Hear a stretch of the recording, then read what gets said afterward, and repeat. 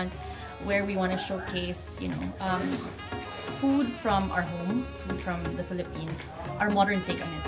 So we wanted to taste, we want people to come here, taste and see, and say, ooh, this reminds me of, back home. But at the same time, there's something different about it, So we try to modernize and put a little, twists here and there. That's what Manila Inasal is all about. We want to showcase Filipino culture through food, flavor. We want to do it excellently. We want to be, how in LA there's a lot of restaurants, right? So there's a lot of Japanese, Korean, Thai places that people always go to. We want to be part of that, We want to be a go-to place for not just the Filipinos around here, but everybody else. So you mentioned that the inspiration is food from back home in the Philippines. Is there a specific area that you're honing in on? Not really. So I grew up in Manila, and Manila Inasal. Inasal typically is, you'll relate it to Bacolod or the Negros region. So our Inasal is somehow patterned after that. So my inspiration is the Bacolod chicken Inasal. But living and cooking and being a chef in Manila, so there's a lot of different. I want to showcase, different cuisines or food from different regions of the Philippines. So there's some from the Visayas region, how we eat, adobo in our home, which is in Manila. So things like that, not just one specific area.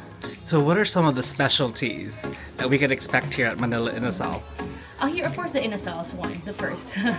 So a lot of people like the boneless chicken, and of course the quarter chicken, which has the bone. Some people prefer the ones with bone and say that the boneless chicken is not really the Inasal because they're looking for the bone, Some people prefer the boneless one. So our chicken Inasal is marinated, for a long time. We grill it on our grill, and we have two sauces that go with it. It's the Inasal sauce, which is a soy and citrus calamansi sauce, and the second sauce is the green chili sauce, which has a little hint of chili and some freshness. And then another favorite is the crab tortang talong. So everybody knows the tortang talong, but we put crab meat inside. We have some crab fat. We put some crab floss, and then our calamansi aioli and a little masago on top. That one's really good. And then another crowd favorite is the lechon sisig. So like I mentioned a while ago, it's not the super traditional one from Pampanga, but we use our lechon belly, which we roast in the oven, chop it up, deep fry it, and then saute it with everything else. And we serve it with an egg and more chicharron on top. And the beef adobo is also a bestseller. We use short rib. It's really tender. And then our adobo here, our version has coconut milk on it, and then some garlic confit. Mm-hmm. And aside from that, the bibingka for dessert. I love bibingka. I guess there are different kinds of bibingka, but this one is made from galapong. With galapong, it's more of the Ferinos or Villa Mare type of bibingka you see in Manila, you have in Manila. And so I made a bibingka here, and we put on top like some crumble of coconut flakes and Parmesan cheese. So that one's really good. And it's also nicely paired with our Barako coffee, which we source from the Philippines, or the Tablea hot chocolate, which comes from Davao.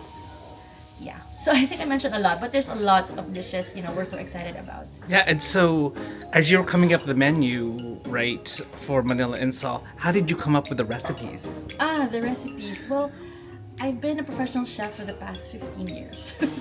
And I've been a consultant for different restaurants in the Philippines. I think I've opened around 30 plus restaurants.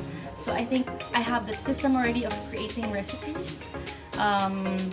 From conceptualizing a dish, either it's from a memory or it's something I ate somewhere, or some 2 things or 3 things I ate somewhere or I saw somewhere. I'm like, these flavors can go together, and then that's where the creative part comes out. And then, then from there we do our R&D, and then everybody gets to taste the food and stuff, and then we come up with a dish we think is acceptable, good taste, quality, with a good colors and textures and everything. And I know that you guys started at, I called it the Ghost Kitchen, that was in Silver yeah. Lake. Like, well, how did you guys make the decision to open up an actual restaurant? Yeah, because we felt like we weren't reaching our potential there with everything just takeout. And we had a lot of customers who were asking for a sit-down place. So we knew we had to expand and really have a full swing restaurant. Pretty much that's why, yeah. And how has that experience, like going from a ghost kitchen to opening a restaurant? How was that experience? Oh well, it was stressful. I mean, it's fun, but because that's what I've been doing. I've been opening restaurants since 15 years ago. But that's in the Philippines. So this setup is different. I'm now in LA. So there's different suppliers, different people, cultures, talking to different people. So it's been stressful moving from a small kitchen to a big one, but at the same time, I mean, there's a lot of challenges, but at the same time, it's fun and it's way better. But it's become way better because now our kitchen is so big. We can do so much more. We can continue with our deliveries and takeout, but we also have the dine-in. And we get to play around more with the food.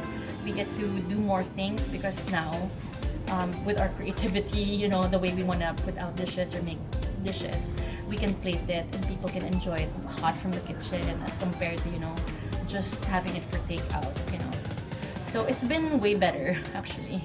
You mentioned that Space. there were some challenges. What were some of the challenges, if you don't mind sharing? Yeah, well, the challenges like permits.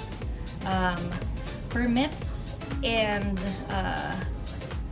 contractors, suppliers. I think that was a big challenge because it's my first time to open a restaurant in the US. So it's different. In the Philippines, there's somebody for everything. There's a lot of manpower everywhere. I mean, it's mainly us, just the owners, the Simons and myself. And it was a challenge because, talking to the contractors, I had to talk to them about technical stuff, which I'm not so familiar with. So I had to learn a lot of things along the way because we did a lot of renovation for our kitchen. And so none of us are, architects or, contractors or engineers. So for me, that was a big challenge to do all the renovation and to do the parts where I would just really delegate to other people. Like measuring the walls, or which lights to use, or like the specs of the brick wall, stuff like that. It's like all those details. That was challenging to come up with this, but everything else, I guess, teaching the staff, training, hiring, a lot with creating the recipes, ordering the ingredients. Those were fine because they're pretty. It's something that I've been doing for the longest time. So the interior of this, who came up with that design? Oh, it was my sister actually. My sister is an architect in the Philippines. So she was the one who designed this with us. And we wanted a modern take on Filipino restaurant. Something with touches of back home. Like we have the rattan, we have the wood touches, we have the brick wall. But everything else a bit more modern. So it's the black hues, and then the blue, which is Manila Inasal blue, and then some plants to make it look alive and So, like, if somebody was interested, like, in opening a restaurant themselves, because we have a lot of people who have started off with doing their pop-ups and their caravans. What would be some advice to them, like, for them to have a dream of having their own restaurant? Oh. Well, go for it. Really, that's one. I mean, don't lose the dream. Don't lose the passion you have for it. But I would say, really, you need to have experience. Work with other people first, or maybe you've worked in the restaurant industry for the longest time, so you feel like you want to make your own. So that's fine. And surround yourself with a team who can help you build that restaurant. It's never a one-man team, you can't do it by yourself. So you have to surround yourself with people who can help you and who can grow that and bring that dream to life. And then I would say continuous growth and learning and knowledge, keep growing, keep learning. and everything you learn, you'll be able to apply in your own place. Last question.